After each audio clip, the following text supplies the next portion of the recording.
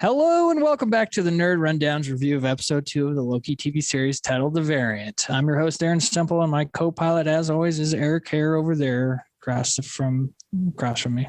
Hi, Eric. Hello. Good to see you again. It's good to see you. Yeah. At least 15 minutes. At least. So, oh my gosh, episode 2 of Loki was amazing. Let's get into it here. Right off the bat, you see we're taken back in time to 1985. Which is funny because I don't know if it's November 5th, but or November 15th. Yeah. But it is it's funny because it makes you think that they're going like way back in time to like the Renaissance time, and then it's like Oshkosh, Wisconsin, 1985, and it's just another thing that the show does that kind of messes with you. Yeah, right. But you see what's important about the scene is you see some TVA agents come in into the Renaissance Fair, and funny line is that girl's like, some of us need this. Right. Yeah. But they go into the tent, and the best song of all time apparently now, Bonnie Tyler's Holding Out for a Hero from 1984 starts playing, and we get a glimpse of our baddie, of our villain, mind controlling some TVA, one of the TVA agents to kick the other TVA agents' butts. Right. And, all while that song is playing, and it's just funny. Didn't we have that? That we just added the Masters of the Universe. Yeah, right. Yeah, right. And it was in something else recently too. Yeah. There was a third thing. Anyway, so and then it goes into the title card, and we pick up with Loki at a desk talking with maybe my new favorite character, Miss Minutes. And she's great. One little important line from Loki asks, he goes, can you hear me, or are you a recording? And I think that's going to come back in a big way. Yeah. At some point. Because is she a sentient AI? Is she a recording? Is she, what is Miss Minutes? Right. So yeah. She's got a button on the elevator. She's important. She gets her own character poster, her own Funko Pop. Right. Yeah. So she's got a bigger role than what you might be thinking. Do you think she's falling under the category of the child, where it's like kind of a Baby Yoda type deal? Yeah, where it's like, oh, buy your Miss Minutes toy, and all that. Sure. So yeah, for sure, she's going to be like the new Baby Yoda, if she already isn't, because she's voiced by the great Tara Strong, who's done tons of voice acting in DC movies. Yeah, she's been a big Harley Quinn voice actor. And she does a great job with that, like Southern accent, like, come on, Loki, listen up, do your homework. Yeah. I love it. And so it kind of just adds like a little sweetness to the character. Yeah. I might just do the rest of the show in my Southern voice. Right. So I think that line is going to be important moving forward. Yeah. And then Owen Wilson, Mobius comes in and says, put my jet ski magazine down and let's go. We got to go. Yeah. And that comes back. We'll talk about it later. So then they go to the Ren Fair. And what's important about this scene is not that Loki, he does his Lokiness and he's like stalls for time, and it gets a little stressful that they might be in that timeline too long before it reaches the red line. What's important is you get to see their time bombs reset what that branch and what it does when it resets, and how, and it shows kind of how dark the TVA is. Right. That it just erases everything in that branch to trim that branch off the sacred timeline. Yeah. Mm-hmm. So what do you think about kind of from the show all the way up to that point? Yeah, it's pretty. I mean, so far the whole. I mean, both episodes have been just dynamite. I really super dynamite. Yeah, I really think it's been pretty great. There's a kind of a lot that happens, in that first few minutes. I think one might, maybe not to the average viewer.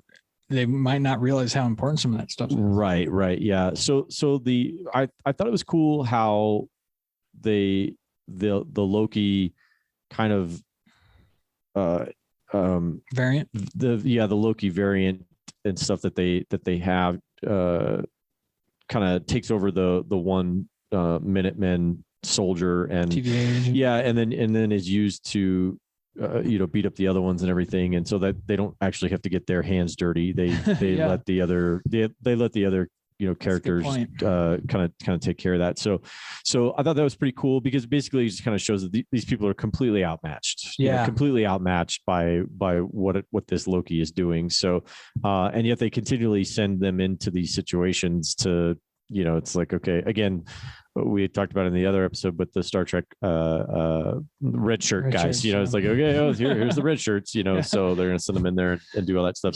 So I thought that was pretty cool.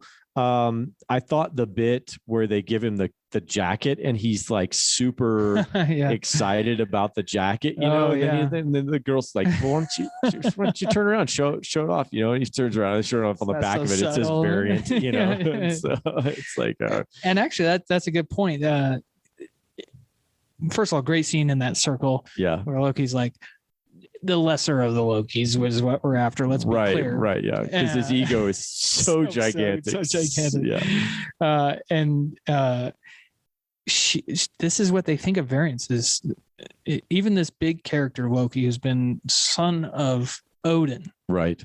Is a cosmic mistake. Right. Yeah. That's what the TVA sees these variants as. Yeah. So, because again, it's so important to remember that variants are, they trim these branches off the sacred timeline, and these variants are people who they believe are screwing up the timeline. So they don't have a whole lot of love for variants. Right. Yeah. No, they don't. And I thought it was really cool how they they showed the different variants, and then where he's talking about Loki variants. And he's talking about, for the most part, they all have the same appearance, but then they show this giant hulking one, and some don't, and then, so you had like all these different ones that they kind of flashed up. So, so you get this, they make it very clear. Again, they do such a great job of, in the span of just seconds, filling in a plot hole. Bam, done. Let's move on to the next thing. Michael Waldron is the writer. Yeah. He wrote this show. He wrote Doctor Strange in the Multiverse of Madness. And then Kevin Feige hired him for his Star Wars movie. So the Feigster is like, this guy's talented. He knows what he's doing. I want him on my Star Wars project. He's obviously done an incredible job through the first 2 episodes. Yeah. All hats off to Michael Waldron. Yeah. He's been fabulous. And with how concise, and the directing, same thing. The directing and the writing has been just spot on right away, to where they're able to, in the span of just a few seconds, fill in a giant plot hole and give you all the information you need, and bam, we're on to the next. And Tom Hiddleston's Loki does such a great job at discerning the different kind of magic that he can do. The image manipulation or the image casting or something. Image casting, and then what does he call it? Duplication. Yeah. And just the way he stands there and he does his like illusion casting, and then a duplication is a full, and you see that duplication casting quite often from Loki in the movie. So it's you could tell he's passionate about his powers. Yeah. Because that whole scene where Mobius is going through all the powers that he has, shape-shifting, illusion projection, and my favorite, and then he goes, duplication casting, and he's like, what? And he's like, no, they're 2 different powers. And he's like, he's like upset that they don't understand that he's actually got 2 separate powers there. And he's upset that they've shortchanged him in only giving him that one. He's like, no, it's a completely separate. And he goes through the whole details of like how it's different from the other one. And then again, Mobius and everybody else just completely blows him off, even though he's like, but you knew that already, and then the rest of them are like, yeah, whatever, man. Like this, I just work here, like that's kind of the way I feel. Right. So. Okay. So after we see the charge set off, and again, in hindsight, that's a very important scene, but just watching it, I was like, oh, that's kind of cool. Okay. We see how that happens. Right. So they get back from that, and there's an important scene with Mobius and Ravonna Renslayer in Ravonna's office that you can see that there's maybe some history there, or Mobius is definitely kind of seems like they may have had a relationship. Something, yeah, a little more than boss and not boss. But what's important about this scene is you might get a sense that Mobius is a clone, and in the comics, there's like tons of Mobiuses in the TVA. He's a clone of a clone of a clone and clone. Yeah, and he sets his drink down and he sees other drink rings. Right. And he doesn't remember. He's like, those could be from some other drink rings and somebody else's cup. Right. So he didn't remember putting that down or whatever.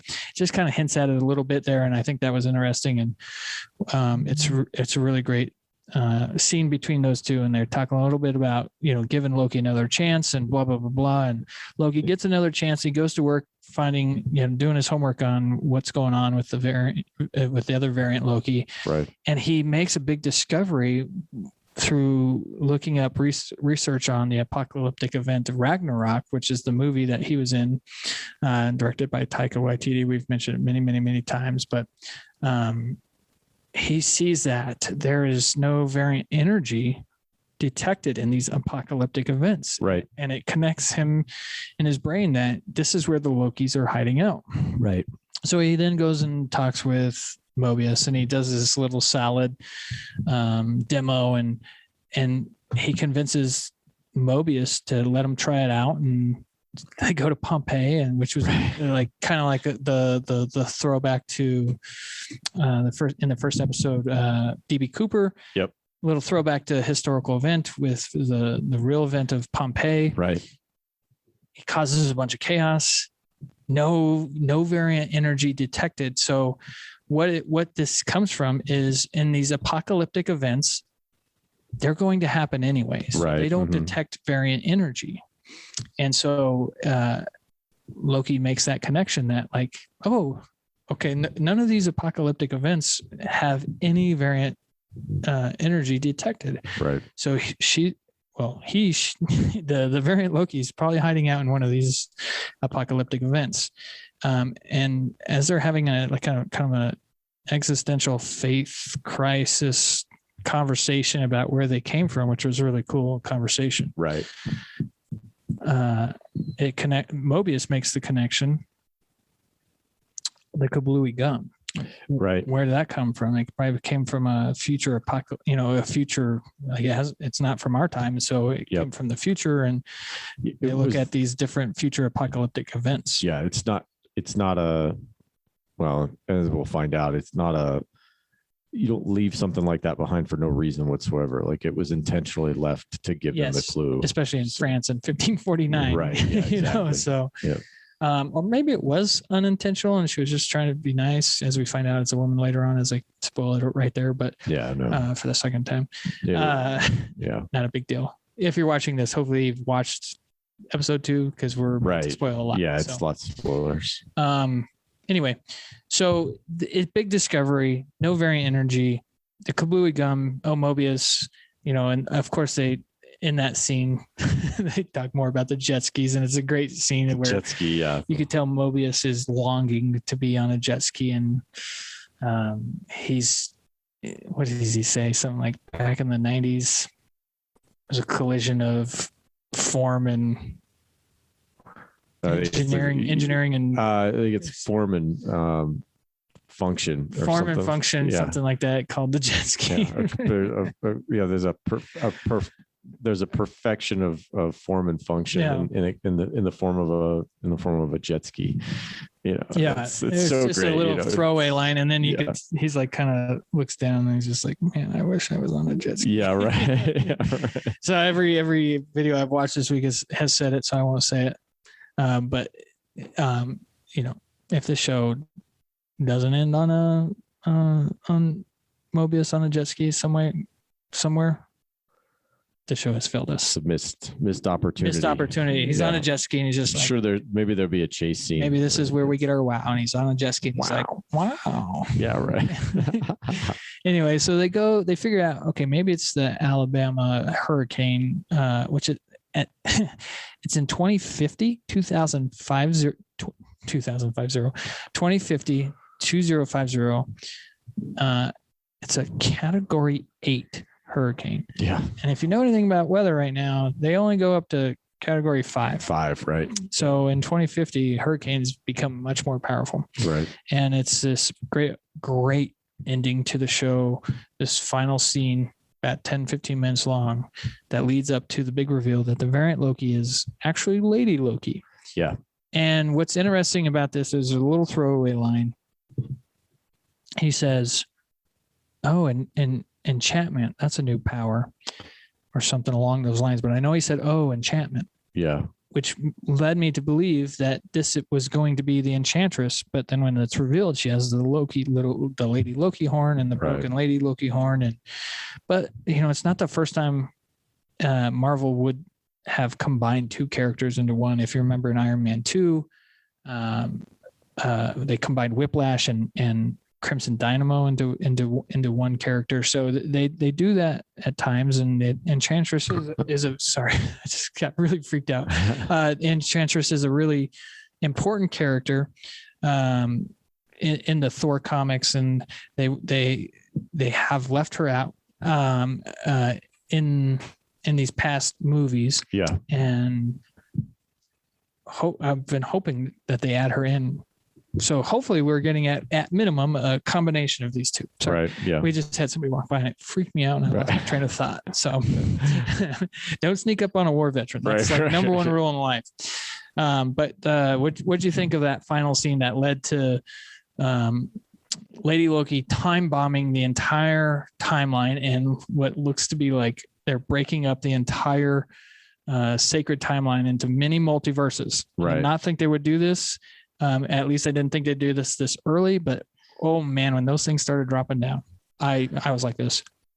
Yeah. Yeah, it was pretty cool. And I stayed that way for like 17 seconds. Really? I was going to say 15 minutes. That's a long time for me. When you say 17 seconds, that's really not all that impressive. Depending on what you're talking about. Yeah, right. So yeah, no, it was super cool. I mean, the earlier in the episode they had showed the little machine that they have that kind of shows you the different timelines and have them branching off. Yeah. So when you all of a sudden have this like you have to think in your head that this is a monitoring, this is an operations center, and when I worked at IBM, we had this command center that was there, and it had 3 giant projection screens, and you had about 20 or 25 people that just sat in a room and they monitored network activity and things throughout the world, and so that's what this is. This is like but instead of monitoring network activity, we're monitoring, the timelines. Yeah. And you thought maybe you were monitoring the timelines. Maybe we were, and so you're like, okay, well, in this situation, you're like flashback. Right, yeah. And nothing ever happens. Like nothing. I mean, you have to think like in this timeline situation, the worst thing that happens is probably you get one variant that starts wreaking some havoc, but it's one timeline. Right. And then all of a sudden you see these multiples and you could just see the panic on these guys' faces. It's like, oh, this is really bad. Like this is, it's the Apollo 13. This is a quadruple failure. That's not possible, right. And the guys like, there's no way that this is happening, and it's like, well, wait a minute. Yeah. The oxygen tank did blow up and now you do have 4 problems at the same time. So, great analogy. Yeah. So except for this is like 42. This is because they keep collecting these. This variant has collected these time bombs and has used them as to kind of separate this. So great hook for next episode. Yeah, for sure. Oh my gosh, I cannot wait. Yeah, I love. So kind of moving on to some quick points. We have one nerd question from. Maybe we should start calling him number 1 fan of the show. So. Great hook for next week on Wednesday. I want to point out that I love this new Wednesday release. Yes. And it's, a question was posed to me recently. If America decided to have 4-day work weeks, what day would you pick to have off? And I said, I'd probably pick Monday or Friday. Obviously you want a long weekend. And then this person was like, no, Wednesday. because then you'd never have more than a 2-day work week. And I was like, I had my mind blown. Right. Number one, I was like, whoa, that is actually really smart. Yeah. Anyway, this Wednesday release, Disney said, this is the new thing, and has made it official that Wednesdays are the new Fridays. And I love that. Well, I mean, it makes sense to me because Fridays is where every TV show goes to die. Like, in regular television, it's like, well, we're going to move you to Friday nights at 8:00. Oh, great. Except for back in the early 90s with TGIF. Yeah. That was about the only time Fridays were not a good time to have a TV show. Yeah. I mean, but for the most part, I mean, Friday nights is where you put a show that you don't, you're like, hey, everybody's out drinking at the bar or doing this or doing that. So, to have that, to have that as your release schedule, it was kind of silly, but when you're streaming, it doesn't really matter because it's like, okay, well, that gives everybody the full weekend to watch the show and everything. But man, moving it to Wednesdays makes it so much easier on me because it's like, okay, after the kids go to bed, after the kids go to bed, I can watch the show and then, and it's not too late for me, to I'm not staying up too late. Whereas Friday night, Friday night's the fun evening for us. We'll watch a movie or we take the kids to the drive-in or we'll go out to dinner and stuff like that. And it's like, by the time I get home, I'm tired from the work week. It just makes more sense. That just, totally. Well, it makes it easier to wait for some reason. When you're waiting all week for Friday, it's like, it makes the week really long. But last week or this past week, Wednesday came and I was like, oh, guess what, Banana? We have Loki tonight. And she was like, I totally forgot about that being on Wednesday now. And it felt like it was yesterday we watched episode 1. So I love the new Wednesday release. It's a new thing now. Great idea by Disney. Let's wrap this up. Quick review here. Great episode. Yes. I'd put it the first 2 episodes as the best 2 episodes that Disney's had yet. And that's saying something because WandaVision was great. Falcon Winter Soldier was great. Yep. But this has been, this is a point I didn't make last week and I was really upset with myself. When we finished episode 1, I was like, that was some of the nerdiest shit I've ever watched. Yes. And Banana goes, really? I didn't feel like it was that nerdy. And that was like music to my ears, right? Because now it's just like, okay, nerdy shit is normal in my house, right? I've normalized. I've got finally broke her down. Yeah. So that was really cool. And then it just, again, watching this week, it's a nerdy show. Yeah. And it's awesome to feel that normalcy from a nerdy show. Yeah, no, it's great so far. I think you're spot on because I'm really excited for what's going through. And I think, I think we kind of alluded to it in the first episode, which was that this is a 6-episode series. Yeah. So there's not a lot of fluff. There's not a lot of there's not an episode, I don't think, where you're going to be like, no that was filler, So we wanted to drag it out to 8 episodes or 10 episodes. They're getting through the story and they're doing it in a concise, carefully calculated way. And I'm not upset about it in any shape or form. I'm okay with the 6 episodes. If you can tell a great story, if you need to take 7 or 8, take 7 or 8. Yeah. But if you don't need to, let's get it done 6. So absolutely. And this is the first of the 3 Disney series that has been already greenlit for a season 2. They greenlit it before WandaVision even aired. So they knew early on this was something special. Yeah. Anyway, Tom Hiddleston's so damn you gotta keep him going as long as possible. And the chemistry between him and Owen Wilson is really, really great. It's really, and it's getting better every episode too. The first episode, there was a lot of consternation and angst between the two of them. It's like a highlight show. Yeah, there's just kind of resistance. You definitely see there's some resistance there, but now he even says in the episode, I like him, Mobius says to Renslayer, I'll admit I like him, so that relationship is growing, and I'm hoping that it. Well, another relationship that I want to talk about real briefly is so they reveal Lady Loki as we think is the big bad, right? But there's a actor a big name actor who's been cast and has not appeared on the show, and that just makes me believe he's got a bigger role than what we initially thought.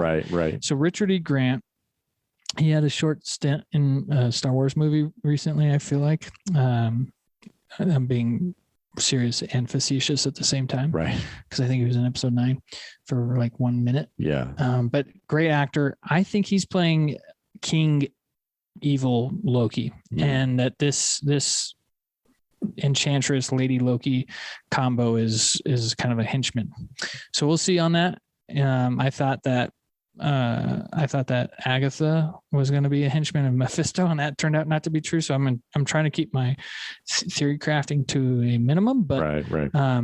We know he's going to be in the show, so we'll see what. Yeah, I mean, we talked about it last night a little bit. Where it's like, okay, well, we're a third of the way through the season because you've got 6 episodes, we're 2 down, and you still haven't even introduced this guy yet. Yeah. That usually is a pretty good sign that he's going to be something. So. Yeah, something bigger. Yeah. We have one nerd question from this guy named Morgan Santo. First heard of him. First time, long time. He's from the Chicago Santos, right? Yeah. He writes in, do you think the TVA is located in the quantum realm? So this is a very nerdy question that if you're not paying attention to some Easter egg videos, you may never have caught. So in Ant-Man and the Wasp 2, when Michael Douglas's character goes into the quantum realm to rescue his longtime wife, so Hank Pym and Janet Pym, they Played are by leaving. The delightful Michael Douglas and Michelle Pfeiffer. They're leaving the quantum realm, and you get a glimpse of this like giant city within the quantum realm. So it's obviously very small, right? But it's a shrunken down city, and we've been theorizing ever since we saw that. What is that? And the big theory now is that is Chronopolis, which is the home world of Kang the Conqueror. So Kang the Conqueror is confirmed to be in Ant-Man and the Wasp: Quantumania, and he's played by Jonathan Majors of Lovecraft Country. So that little itty bitty city has not been confirmed to be Chronopolis, but maybe King the Conqueror, the big time traveling big baddie that I talked about a little bit last week, that could be his shrunken down city in the quantum realm. Because as you know, the quantum realm is how you time travel. Right. And with King the Conqueror being a time traveler, boom. Also, if you watched Earth's Mightiest Heroes, King the Conqueror is a big villain in that show. And in that show, his love, Ravonna Renslayer, is suspended in animation for almost the entire show. So you can see there's some threads here and there that they're maybe connecting to some other Marvel properties, and that it could be leading to King the Conqueror being the big bad of the MCU. Yeah. And so to go back to the question, do you think the TVA is located in the quantum realm? I don't think that that it's located in the quantum realm. I think that they are just, the TVA is that where they are is it in the comics. They live in a realm that's takes place out of time. Yeah. I wouldn't be very happy if they are in the quantum realm. I don't need everything tied to the quantum realm. Sure. And, like I said, Chronopolis might be already in the quantum realm. So it would just be a lot of Quantumania going on there. I just want to hear you say quantum one more time. So. Are you guys saying quantum? Just say quantum. So that's it. That's my answer. I don't think that the TVA is located in the quantum realm, but I would venture to guess that Chronopolis is in the quantum realm. Morgan. Yeah. Great question though. Good question. Yeah, you gotta really watch some nerdy shit to catch that. So yeah, that's what I do. I drink and I know things. Right. So I drink Red Bull and I know things. Right. with that being said, I'm very excited for episode 3. They really lit a fire under their asses on this one to really make us wait for the next one and see where they pick it up. I know Tom Hiddleston said that once you hit episode 4, the show just shoots off in a different direction you weren't expecting, and cannot wait to see where that goes. Yeah, that's going to be exciting. So cool. Yep. Cool. Well, with that being said, thanks for tuning into episode 2 review, The Variant. I'm Darren Stimple. And I'm Eric Hare. Who you are. You're so Eric Hare. All right, guys. Till next time, we'll see you later. All right. See ya. Bye.